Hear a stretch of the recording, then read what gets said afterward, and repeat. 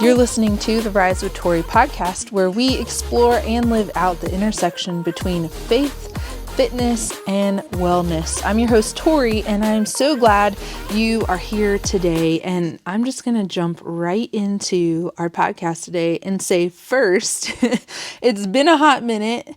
I had a little unintentional break. I went away longer than I expected because we moved across the country. So I was hoping that I would maybe miss like 1 or 2 weeks and then I'd be right back into it. But life just came at me and we have been getting settled into our home. And then I flew to Arizona for filming for Revelation Wellness for their online workout program and everything, their membership.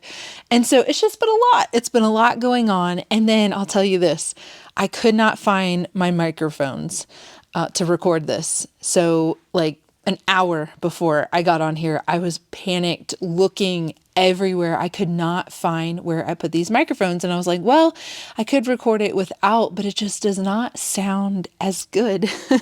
So here we are. I did find them after scrambling. I posted online. I was like, please pray. I know this is silly, but please pray I find them. 1, because they're expensive microphones, and 2, just sounds so much better with the microphones. So let me just catch you up a little bit. Today, I just want to share with you what's been going on, where my heart is at. And the next week, I have a special episode for you. I record something for Revelation Wellness for their podcast. It's called Revving the Word. Go check them out if you've never listened to those before. But I listen to them when I run. It's kind of like a sermon while you're running or while you're walking. And so I was asked to record one. And so I'm going to share that on here next week with you, what I recorded over there. And then after that, I have a topic that I love talking about.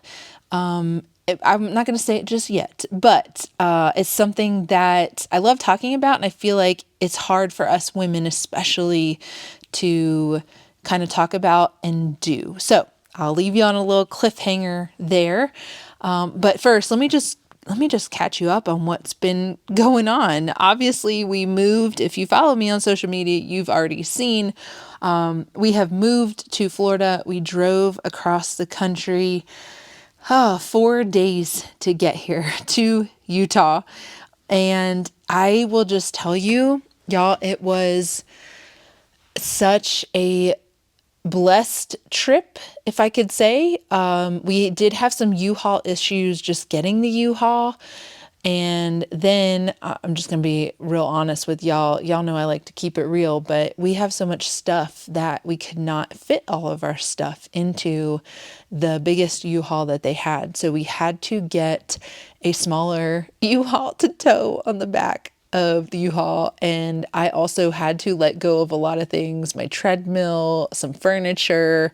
We left a lot of things behind, which is good. And it just made me realize, wow, we have too much stuff. We need to get rid of some stuff. So we did. But then the funny thing is we had to buy new stuff to furnish our house here. So you know how it is. It's just when anytime you move, it's like, man, you realize how much stuff you have, which I ended up getting rid of stuff that is not needed. So it felt good. But anyways, okay. So we had some U-Haul issues in the beginning. Had to get a smaller U-Haul. But the trip itself, the drive, 4 days of driving across the country I had everyone in my car, y'all. My husband drove the U-Haul. We tried to put his dog, the big one, in there. He has a 140-pound, 45-pound Cane Corso. It's like a Mastiff. He tried to put him in there, and it was too small and uncomfortable for the dog. So we ended up putting him in the Explorer in our car in the back and put all the stuff we had in the back in the U-Haul in the front, and then the 3 kids in there. And I will say the kids were great. Hardly any complaining. I mean, they're older, so it's expected. They have their iPads. They had music. They had stuff to entertain themselves. The dogs, on the other hand, were great, but we had to give them a little meds to calm them. And they were great. The medicine worked. The first day I did not give any to my dog because I wasn't sure how he'd be, and he was a little all over the place. And I said, well, I'm gonna try and give him some tomorrow, and I did, and he was just like, hey. He enjoyed the ride. So all that to say, it was a pretty smooth trip. Our only stay, we stayed in, Memphis, which that hotel was great. We stayed in Kansas City, which that one was new and beautiful.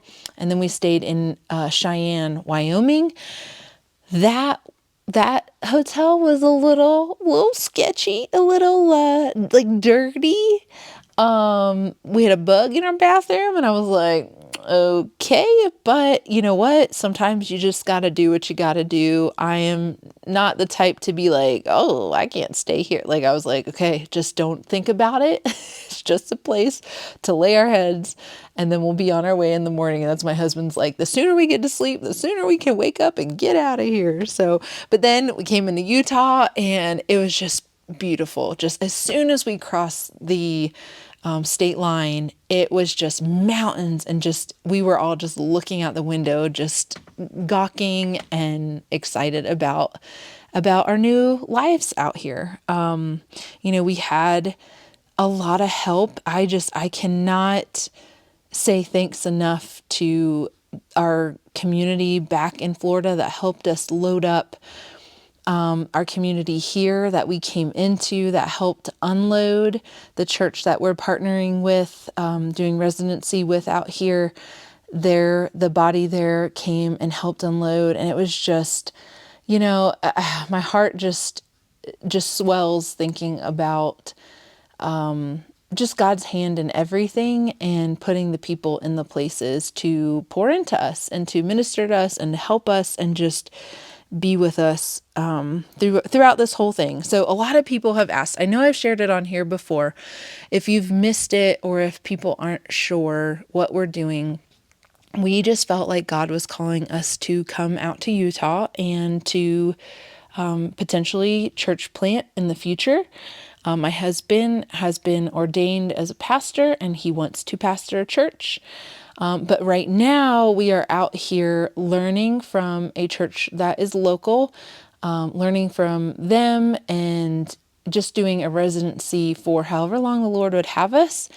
And then hopefully off of that, we will church plant ourselves and have our own church. But, we're really open-handed in it of like, God, you do what you do, and your time, and whatever that looks like. It may not look like what we think it'll look like, and we're okay with that. People ask, how is Utah? How do you like it? It's beautiful. Ever since we've been here, it's just gorgeous weather, and the mountains, and then the snow on the mountains we had recently. And it's just been fun. It's been fun to explore. I love adventure and exploring. So there's a mountain behind us that it's not a lot of like tall trees and stuff. It's kind of dry. So think more deserty kind of mountain. But once you go in it, there's all kinds of trails and paths and all kinds of stuff. And so I just love it. I've fallen in love with trail running because I love how it's different every time. I can find a different path. I can go a different way. I can explore a little bit, and I love to explore and see new things. And I'm not afraid to go up a mountain and it's like, oh, this is blocked off. And there have been times where I'm like, I'm going to go to the top of that mountain, and then there's a closure there, and I'm like, I can't go that way. I have to go a different way or find a new route. And so it's just been a lot of fun for me to explore new things. We found some cool hiking areas. We found these hot springs. It was a little bit of a drive, but we, being from Florida, we have not seen like how the leaves change and all of that stuff. So we went when it was kind of the peak time of the leaves changing, reds and yellows, and it was just gorgeous. And we get to the top, and there's this like hot spring with this milky blue water, and it was just one of the coolest things. So that has been great to be able to just explore and get out and just see this new area that we're in. We're outside of Salt Lake, about 40 minutes to maybe an hour south of Salt Lake, but we can drive into all different things to do and places to go and stuff like that. So, yeah, it's been good. It's been an adjustment. You know, I keep praying for friends for my kids, especially my older two, just to have like one solid friend that they can lean on or, just do life with. Like, we need community and we need friends, and so I just keep praying for the Lord to bring that for them. And of course for myself too. I miss my friends and my community dearly. If they're listening, if anyone's listening, I miss y'all so, so much. I miss our Friday Bible studies. I miss just seeing my friends and giving them a hug, or, whatever, girls' nights, breakfast, whatever that looks like. I miss that stuff, but I know it'll get there.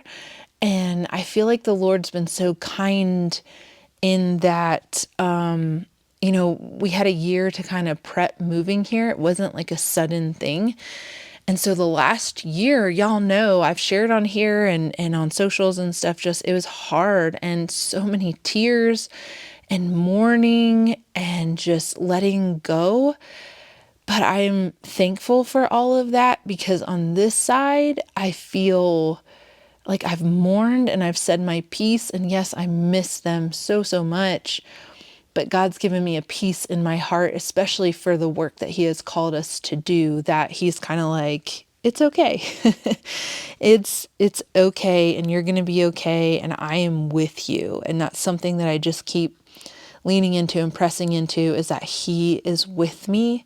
And when I feel those feelings, that not going to get emotional here, that He is with me, and that I can just lean on Him and let Him be my strength when I'm feeling not strong. So yeah, on a happy note, I finished the garage gym. A lot of y'all know I had a shed, a 16 by 14 foot shed that we converted into a gym. And that was my little space. I held some Bible studies in there. I, of course, recorded and filmed all of my online stuff. And so my goal was to get that done. And it didn't take as long as that one, because we didn't have to put up drywall. Like, we just took the garage that we had and I painted it, bought some lights, and just hung up. My dad helped me hang up the mirrors and the stuff that I had, and really just rearranged how things were in the shed and made it work for in the gym. So yeah, if you haven't seen it, go check it on my socials. I love how it looks. I love how it turned out. I wasn't sure about black, how that was going to look on camera, or just, feeling dark in there. But once I got the lights up, the like octagon lighting, I think it looks so cool, and it gives enough light where it's like, yes, I can see what I'm doing. I feel comfortable, especially with the garage door down. I love to work out with the garage door up, because that's how I started, y'all. I started in a garage in Central Florida, and it was hot. It was so hot. And then we moved up to North Florida and started in the garage. And then we got the shed with AC, and it was like a whole new world having AC in Florida in the shed to be able to work out. But here, with it being cold, I love to work out, like I said, with the door open, but when it's cold, I can put it down and it's insulated and it stays nice. It's like AC is on. It feels like you're in a gym with air conditioning. So it's nice and beautiful, and just a blessing to have that. And then if I get hot, I can just open it up and get a little air in there. We both got our driver's licenses. That was really hard. It was hard to give up the Florida. I don't know why. I moved to Florida when I was 8 years old. And so Florida's all I know. And so I've only had a Florida driver's license. I've only lived there, and it was a little hard. It was a little bittersweet for me to get a Utah driver's license, but I got a birthday presents. I have a big birthday coming up here soon, and so I needed to get my driver's license to be able to drive my birthday present. And you might be asking, well, what is that birthday present?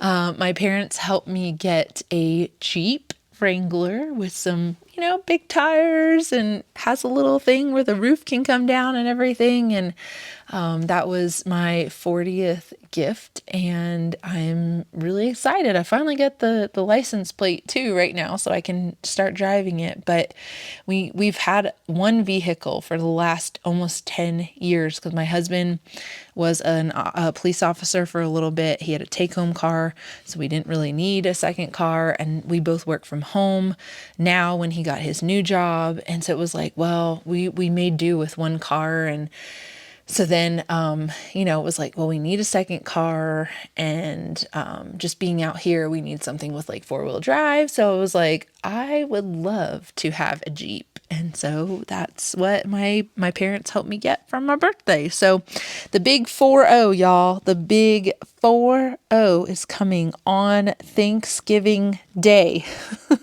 Thanksgiving Day, I turned the big 4-0, and I am not nervous at all about it. Aging is hard. Y'all know, like, aging is hard to just the reality of I'm getting older, my body's changing, things feel different, the wrinkles, the gray hair. But I think if we change our perspective and think aging is a gift, what a get to that we get to age, because some people don't. Like, they're either taken too soon, or, it's the wisdom. We have wisdom. We can help disciple and mentor those younger than us. And so I think if we don't look at it as a bad thing or losing our youth, but thinking I have wisdom and I can impart this on the next generation that's going to come up, just changing our perspective on that, I think, is a good place to be. Okay, so our neighbors, we have not lived in a neighborhood in seven years. Our house in North Florida, we did have neighbors, and y'all, that was another hard thing to say goodbye to and to let go of, was our amazing neighbors. But we only had a handful because we had property, and we all had about 3 acres. One had 5 acres. And so we were spread out, and there were a few of us, but we haven't lived in a neighborhood in a long time. So getting used to that and being around people and going out in my backyard to take my dogs out. And I'm like, oh, I have my robe on, or, I can't just walk out here looking a hot mess. I mean, I guess I could, but just keep it real. But you know what I mean? So yeah, we're in a new neighborhood. And we were one of the first 3 that moved into our street. So our street has a bunch of houses on it now, but they were all being built at the same time. And so one of our 2 next door neighbors were in there before us, and then we came in. So now it's kind of cool because we get to watch people move in. And we actually helped a family move in a couple weeks ago. It was our neighbors behind us. She found me on Facebook somehow and reached out, and I was like, well, hey, can we help you move in? And so we helped them move in, and, just trying to, make connections with our neighbors and get to know them. And, you never know what those relationships could turn into, how we can minister to them, how we can help in certain areas, certain ways. So, for us, just your neighbors is important, to get to know them and your community and let them know, hey, like, I'm here if you need anything. Maybe even invite them to church, whatever that looks like. So, we're praying for them and those relationships that will form. And we're also praying for, the house across the street is open, and then the one right behind us is open. And so I'm like, Lord, bring the kids some friends. I really hope and pray that some kids their age will move in and that they get along with and that they enjoy, so they can have people in the community that they can play with or talk to or hang out with, or, whatever that looks like. So when we left Tallahassee, the hurricane came right after we left. And so that was like crazy that we leave and then this massive hurricane's coming. And so I really felt for our community and our friends that were there, but thankfully they were all okay. But, as we know, just the people that were affected and everything and still being affected by that. So yeah, just keep praying for them. And, Florida, sometimes I'm like, I can't believe I lived through this my whole life of just getting ready for a hurricane and the anxiety that comes with it and not knowing, is the hurricane going to turn? Is it going to be really bad? Is it going to be okay? And then off of that is tornadoes and the other stuff that comes along with it. So yeah, I've been sharing on my social media just about us moving, and I shared to I've been sharing what we're doing and the beauty and our adventures and all that stuff. And I want to share this with you real quick and then I'll let you go, is that my reason for sharing and just trying to be open about us moving is just to encourage you that you can do hard things. You can. Like, it's not just me and, oh, well, Tori can do hard things. She can move across the country. Her kids can, that's for them. It's not for me. No, you can do hard things too. And whether it's moving across the country, whether it's stepping into a new role at your church, whether it's sharing the gospel with someone at work, you can do hard things. This is why we train. This is why I always say the gym is our training ground, because we press into hard things, do hard things in the gym, and so much more, or all the more that we can do it outside of the gym. So, I will keep sharing that, maybe people think, oh, well, it looks so easy for her. It hasn't been easy, but I will say, because we keep the mission on our mind of why we came here, what we're doing,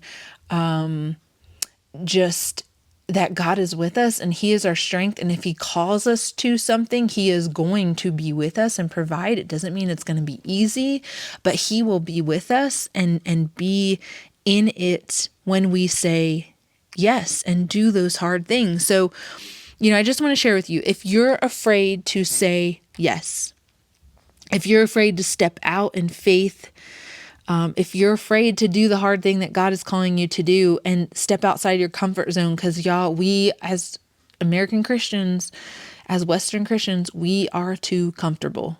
Like plain and simple, we are too comfortable. We're not growing. If we're the same that we were last year, 2 years ago, 5 years ago, if we're the same Christian as we were then, like, y'all, we got to check ourselves. We got to check ourselves. And so I just want to say, if you're afraid, just know you don't do it on your own. You don't step out, you don't move, you don't foster, you don't take a new position on your own. If you are a believer, He is with you and He will guide you. And yes, it's hard and it's scary, and there'll be a mourning period. That's what I went through last year, where I mourned and I grieved and just brokenhearted. But what does it say? In the joy will come in the morning. Joy will come in the morning. It's hard and you feel like, oh gosh, I got to let all this go. But joy comes in the morning, and y'all, He makes room for something even more. For Him to make His way through you and to reach people through you. We're not meant to stay comfortable. Y'all, comfort is a danger to our walk with Christ.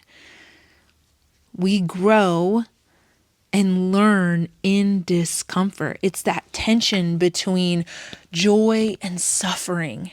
It can't be all joy, but it's not going to be all suffering either. So if you're feeling that, if you've had this tug on your heart, if God's been calling you to something, or if you just feel like you've been complacent and comfortable and just kind of coasting, y'all, come on, wake up, church, wake up. We are living in a time, just turn on the news for 2 seconds and you will see that the world needs Jesus. We need Jesus. I mean, we've always needed Jesus, right? The world, it's always been crazy and chaotic, but as we get closer to Christ's return, y'all, there is urgency to, one, turn our lives around and stop living complacent, because in Revelation, he says you're to the church of Laodicea, you're neither hot nor cold, and I'm going to spit you out. So don't be lukewarm.